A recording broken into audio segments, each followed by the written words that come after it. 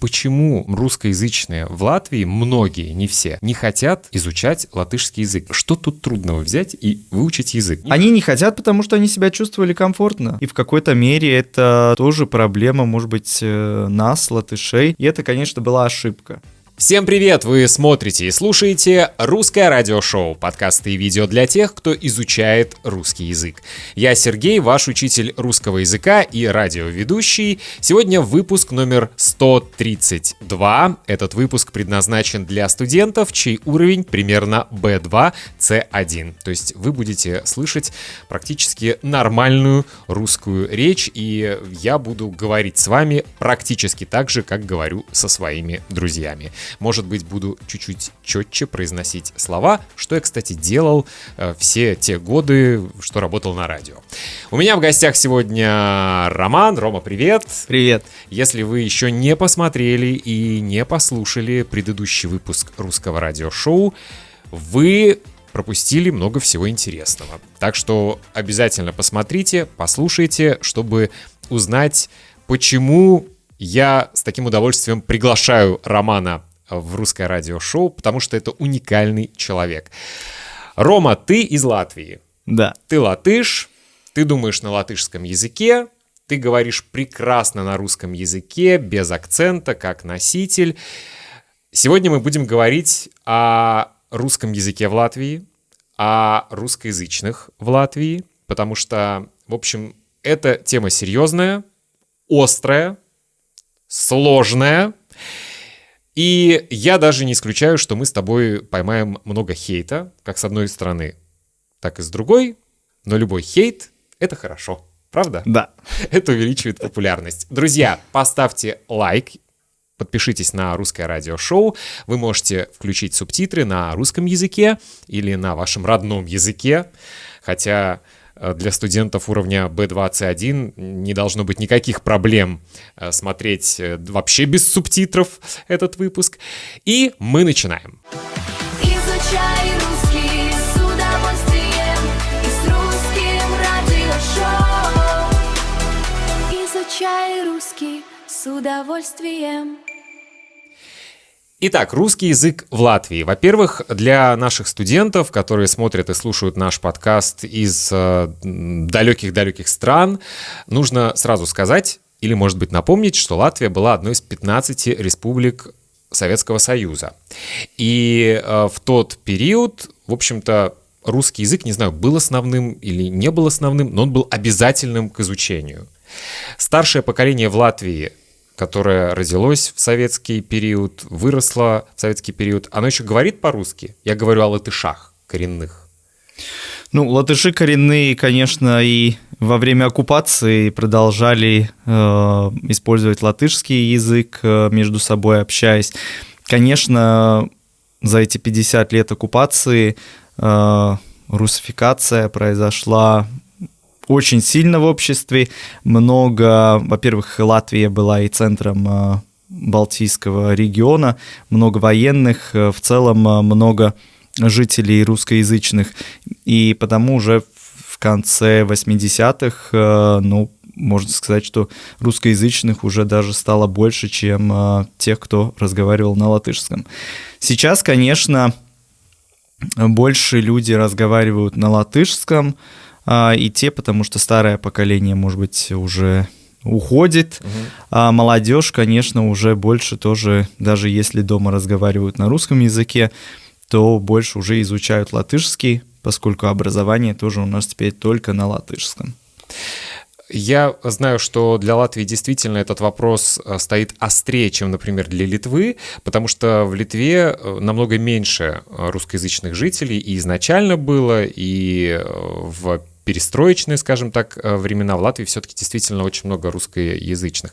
Скажи, вот сегодня, в 2026 году, насколько часто вообще в Риге можно услышать русскую речь? Потому что даже мои русскоязычные литовцы, которые ездили в Ригу, они говорили, что мы старались говорить по-английски, потому что есть все равно страх говорить по-русски.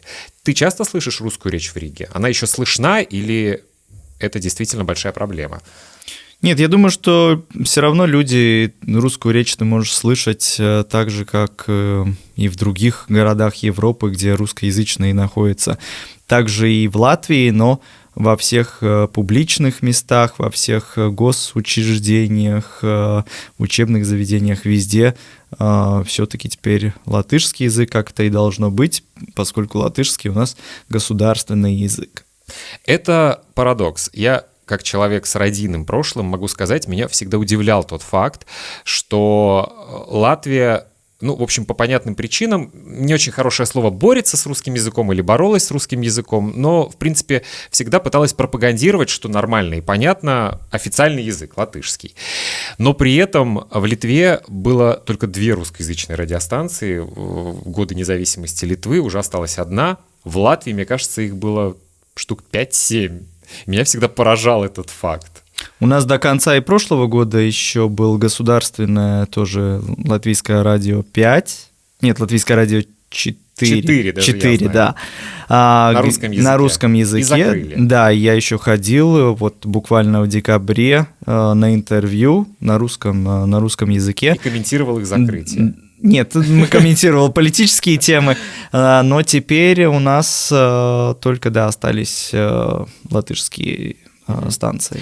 А скажи, пожалуйста, насколько для тебя, как для политика или человека с политическим бэкграундом, тоже не очень хорошее слово, безопасно говорить в общественном пространстве в Латвии на русском языке? Не выглядит ли это кринжово и не является ли это поводом для хейта? Потому что, опять-таки, у меня был опыт, когда я снимал влог в Вильнюсе, говорил в Вильнюсе на русском языке и, в общем, поймал хейт в комментариях, что нечего ходить по столице Литвы, говорить по-русски. Насколько для тебя, как для политика, безопасно говорить в общественном пространстве на русском языке в Латвии? Ну, я в таком, можно сказать, в бытовых ситуациях я, конечно, если мне надо, я разговариваю на русском со знакомыми, просто если, например, кто-то подошел на улице и спросил там помощи или еще как-то. Но так как, конечно, во всех публичных ситуациях, мероприятиях, местах я разговариваю на своем родном, на латышском языке или на других языках, в том числе на английском, конечно, который в наше время важен. Так что, но так в целом сказать, чтобы это была проблема, что надо бояться, нет такого, я думаю, это преувеличено. Все равно есть какие-то части общества, поскольку в Латвии есть регионы, где у нас только, в принципе, латышский язык. Ты приедешь, ты даже не услышишь русскоязычной речи. Но есть вот столица Рига, и еще регионы рядом с границей, с Россией, там, конечно, есть много русскоязычных людей, и они, конечно, между собой все равно общаются на русском, но теперь и больше в публичных местах, в тех же больницах, в магазинах и разговаривают на латышском.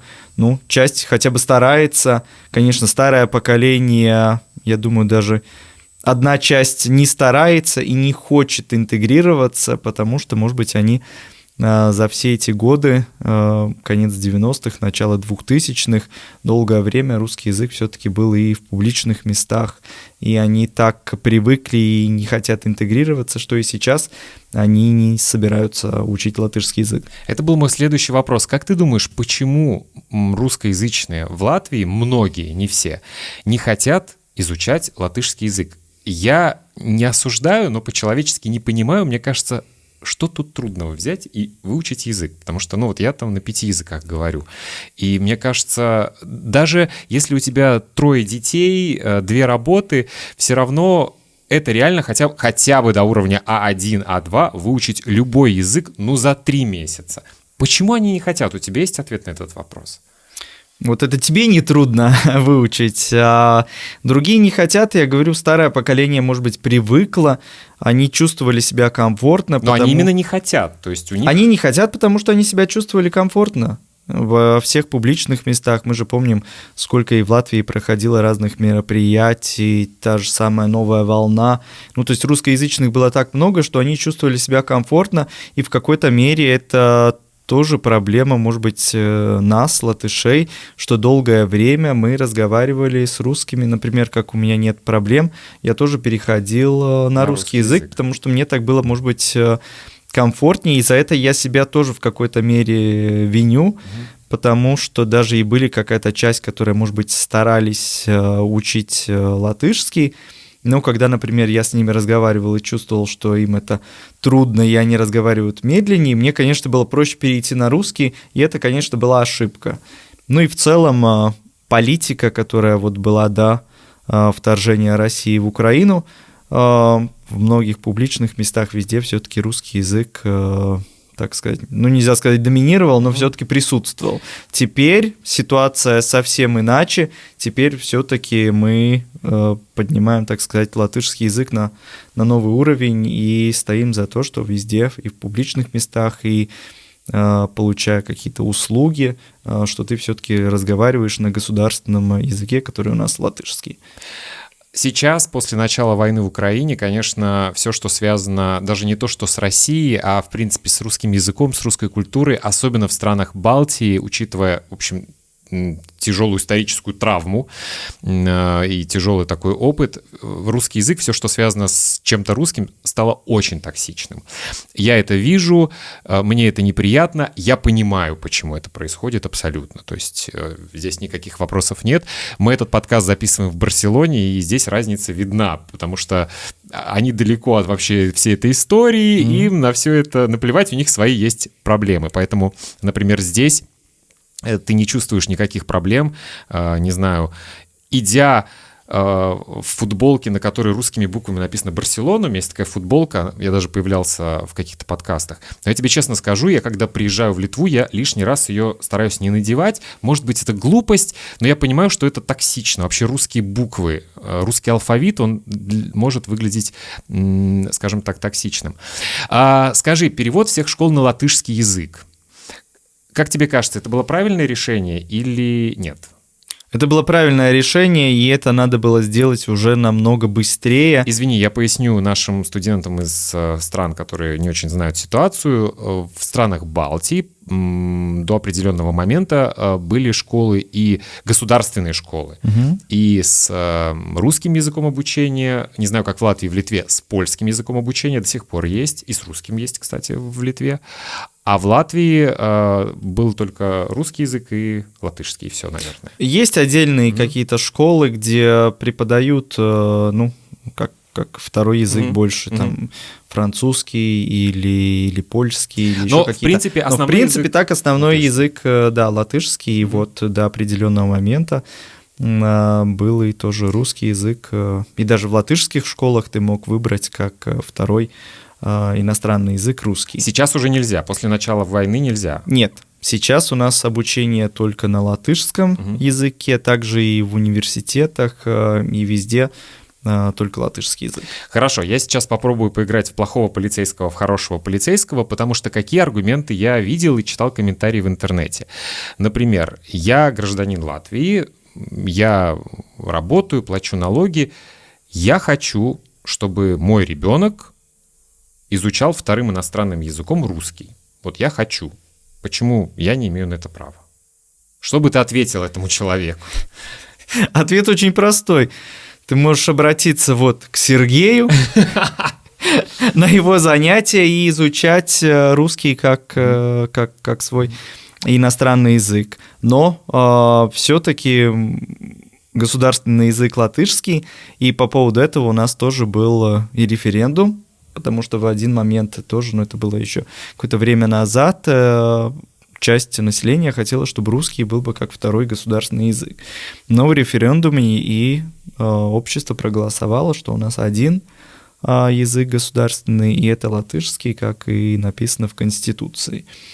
В свободное от, так сказать, время ты можешь изучать русский, испанский, китайский, какой хочешь, потому что языки — это всегда важно. Также и я.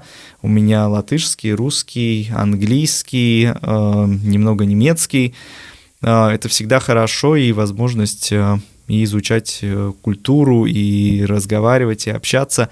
Но все-таки обучение в школах на латышском языке и это сейчас большой плюс, потому что мы уже, в принципе, видим, что больше вот новое поколение, даже те, которые в семье, может быть, разговаривают на русском, уже все-таки постепенно стараются, даже вот если в университет приходишь, есть, конечно, часть, где ты видишь, что у них, может быть, родной больше русский, но они уже все-таки разговаривают на латышском, хотя бы стараются и изучают его. Я правильно понимаю, что молодое поколение, которое родилось уже после восстановления независимости Латвии, молодое русскоязычное поколение, они отлично говорят на латышском языке? Или все-таки есть исключения?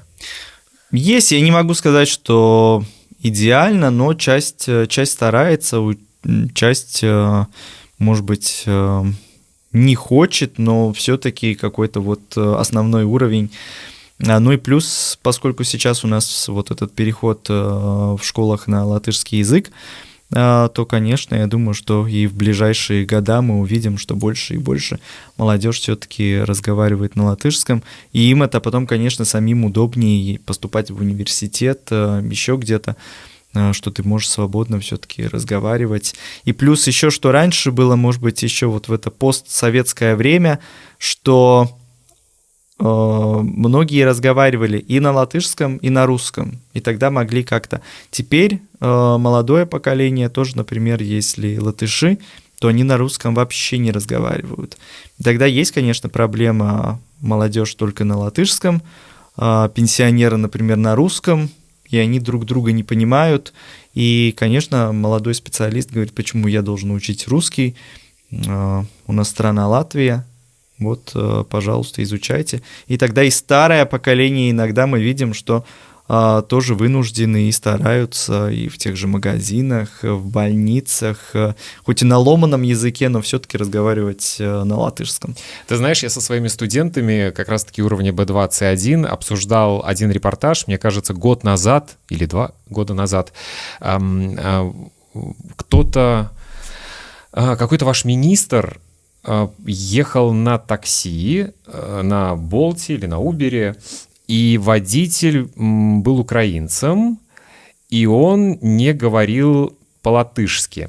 И вот министр, мне почему-то кажется, что это женщина, написала в Твиттере, что мы приняли украинских беженцев, они уже в нашей стране 2 или 3 года, и могли бы уже выучить латышский язык. И мы как раз со студентами смотрели этот репортаж, и мы обсуждали, я им задавал вопрос, на чьей вы стороне? Потому что, с одной стороны, Латвия, которая приняла украинских беженцев, дала все возможности, может потребовать, чтобы за 3 года, хотя бы «доброе утро» и еще что-то выучили на латышском языке.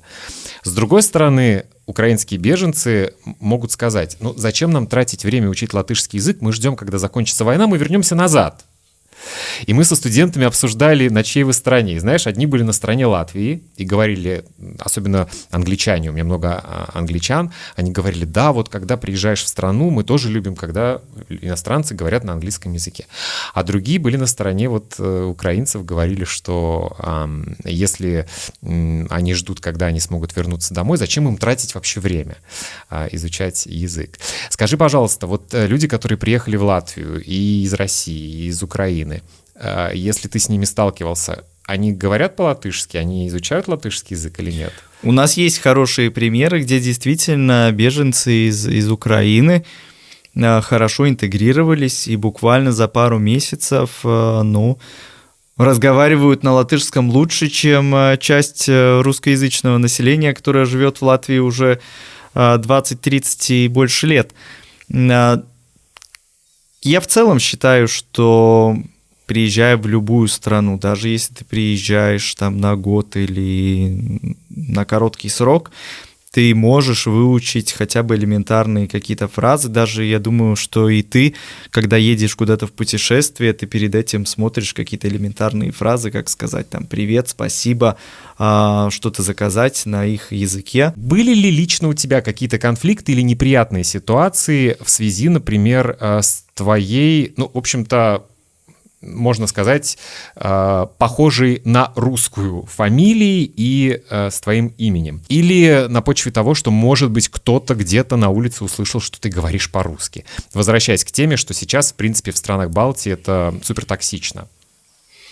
Я думаю, что особых проблем не было. Я до сих пор, если мне надо, со знакомыми по телефону или как иду по улице и разговариваю, или с теми же самыми прохожими, у меня нет проблем.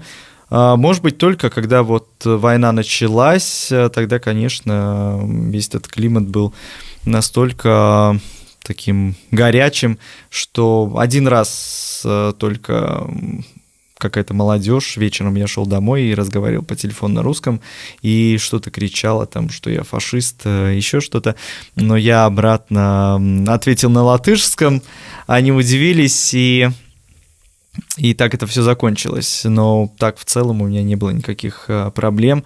А раньше я даже помню, вот ты говорил, что если отбросить Роман Гагунов, то раньше даже как-то я помню, у меня такой случай был, что я заходил в магазин, с продавщицей говорил на русском, но это было уже давно, я еще довольно молодым был.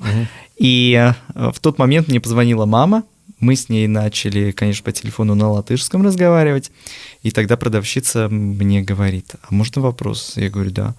А вы латыш или русский?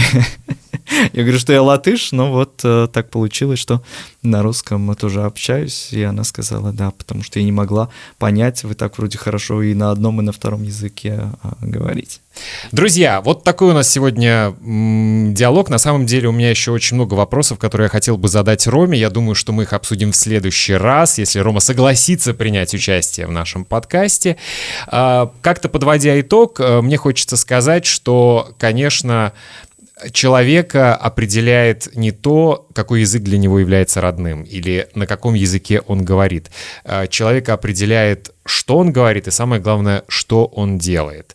Мне кажется, что это намного важнее, чем просто какая-то лакмусовая бумажка, как родной язык человека. Если он, например, даже хочет изучать русский язык, это совсем не значит, что он поддерживает определенных политиков и их действия.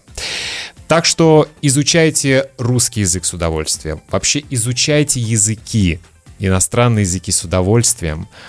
Изучайте свой родной язык, углубляйтесь в его историю, чтобы на своем даже родном языке говорить правильно. Потому что чем больше языков мы знаем, тем больше у нас нейронных связей, тем меньше шансов, что у нас будет в старости деменция и болезнь Альцгеймера. И на этой радостной ноте мы заканчиваем наш подкаст. Рома, нам с тобой деменция не грозит точно. Я надеюсь. Подписывайтесь на Русское радиошоу, пишите комментарии и встретимся совсем скоро. Пока-пока. Пока.